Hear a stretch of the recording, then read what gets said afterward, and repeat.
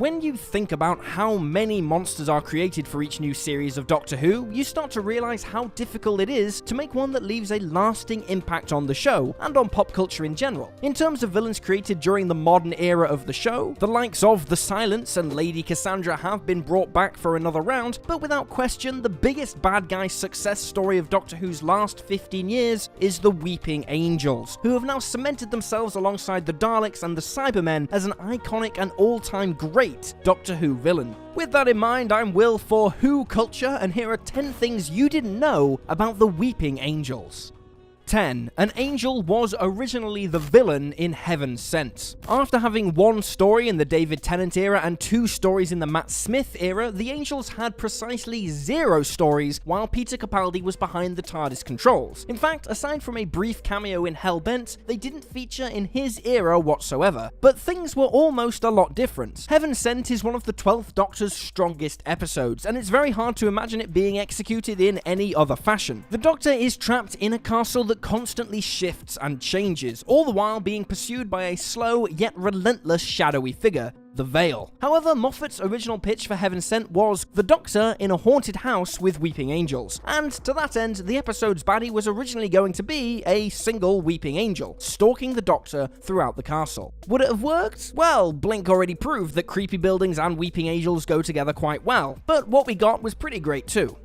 9. We almost visited their home planet. The Doctor Who spin-off, Class, was cancelled after just 1 series, which is a right old shame because it was actually super enjoyable. The fact that we're not going to get more episodes is also a huge disappointment for fans of the Weeping Angels, because the iconic villains would have played a bigger part in the show had it continued for another series. The final episode of Series 1 concludes with a Weeping Angel cameo, and according to Class's creator, Patrick Ness, Series 2 would have seen them return in a much more important way, because there were plans to visit their home planet. Little is known about the future of Class, but it is highly unlikely that we'll ever get to see it return, so if we are to visit the Weeping Angels' home planet, it'll have to be a part of the main series.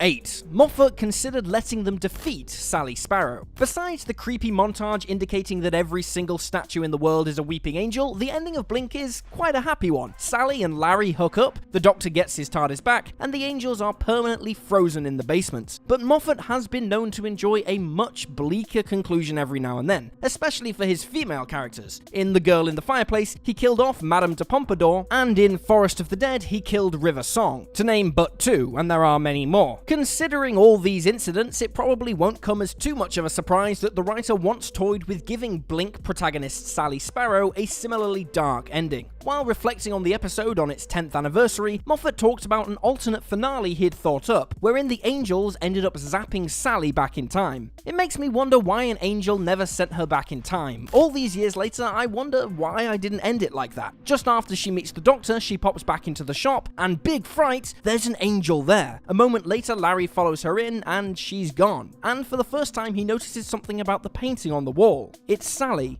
in the distant past, and she's smiling and waving. Pretty dark stuff, and frankly, I'm glad it didn't happen. She suffered enough. 7. They can use psychic paper. Psychic paper has been a staple of the Doctor's utility belt since the 2005 revival, essentially giving the Time Lord a fake ID that can be used for infiltration purposes. But it's not an exclusive Gallifreyan power or anything like that. All sorts of beings in the universe can also wield the power of psychic paper for themselves, and in one story, the Weeping Angels did just that. In the 11th Doctor novel, Touched by an Angel, the Doctor, Amy, and Rory come face to face with the Weeping Angels. At one point, the Doctor mentions that the angels have written a letter on psychic paper in order to lure the heroes into a trap. The Doctor says that such a feat would be child's play for the menacing villains, and in addition, it's also mentioned that the letter is stored inside a psychic envelope. Yes, a psychic envelope. Isn't Doctor Who just glorious?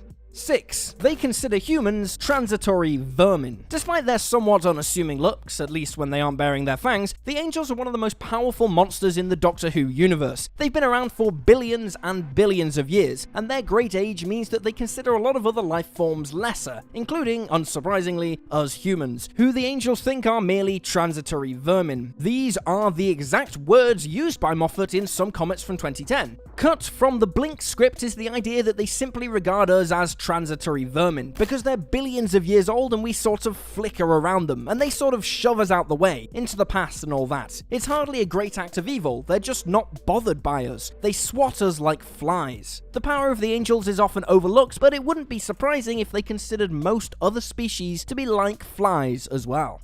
5. They can alter the perception of other beings, which explains the Statue of Liberty. Series 7's The Angels Take Manhattan provided a twisty, turny, and heartbreaking departure for Amy Pond and her loyal husband Rory, but one major sticking point that a lot of folks had with the episode was the fact that it turned the Statue of Liberty into a gigantic weeping angel. And because the episode wasn't really concerned with offering an explanation, many fans were left wondering how such an enormous statue could move across a bustling city. Well, the answer to that is some form of mind control, which is the explanation that Moffat offered to Doctor Who magazine a few years ago. The angels can do so many things. They can bend time, climb inside your mind, hide in pictures, steal your voice, mess with your perception, leak stone from your eye. In those terrible days in that conquered city, you saw and understood only what the angels allowed. So Liberty could move and hunt as it wished, in the blink of an eye, unseen by the lowly creatures upon which it preyed. Also, it tiptoed. Basically, because Manhattan is essentially under the control of the angels and they can move at lightning quick speeds, the Statue of Liberty can move anywhere it wants, and the power of the angels will make it impossible to perceive.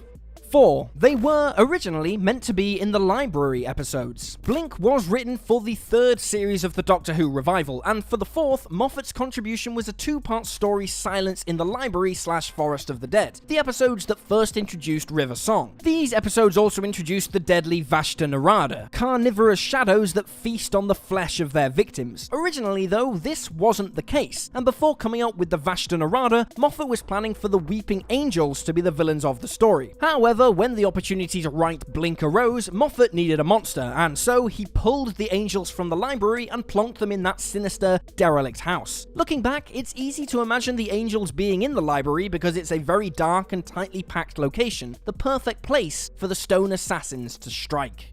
3. Blink almost didn't happen at all. Like most seasons of Doctor Who, Series 3 features a Dalek story. In this case, the New York set 2-parter Daleks in Manhattan and Evolution of the Daleks. Ultimately penned by Helen Rayner, these episodes were originally assigned to Moffat, but he had to drop out for unknown reasons. Obviously, losing a writer was a massive inconvenience for the production team, so to make up for the trouble, Moffat offered to write, quote, the episode nobody likes. Series 3's Dr. Light story. Dr. Light stories, like Series 2's Love and Monsters, are designed to feature as little of the Doctor as possible. This gives the lead actor time to shoot other episodes, and thus more episodes can be cranked out per series. So what if Moffat had stuck to the original plan and had written the Dalek episodes? Well, obviously he wouldn't have written Blink in Series 3, and because he was planning to include the angels in the library in Season 4, we came very close to never getting the Blink that we know today.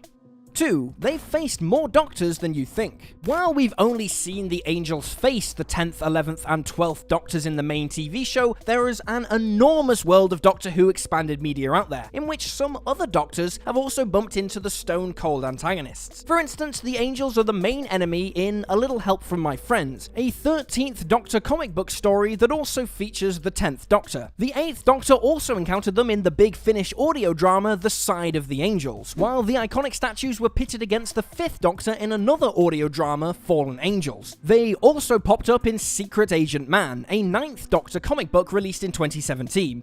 1. Special effects are used to freeze them in place. Somewhat unbelievably, most of the weeping angels we've seen in Doctor Who are not inanimate props designed by the art department. They're actually real actors trussed up in layers of makeup and prosthetics. But since it's very difficult for humans, even trained stunt performers, to stand perfectly, unwaveringly still, the Doctor Who production team uses a very clever trick to stop them shaking on film. During an episode commentary for Blink, it's revealed that a digital effect is used to freeze the angel performers in place, getting rid of any minor immersion-breaking moments. Because of this post-production trick, you won't spot a single instance of a random angel wobbling in the background of a shot. You could say that they're still as a statue. You could say that, but I won't, because it's a terrible pun, and we're better than that.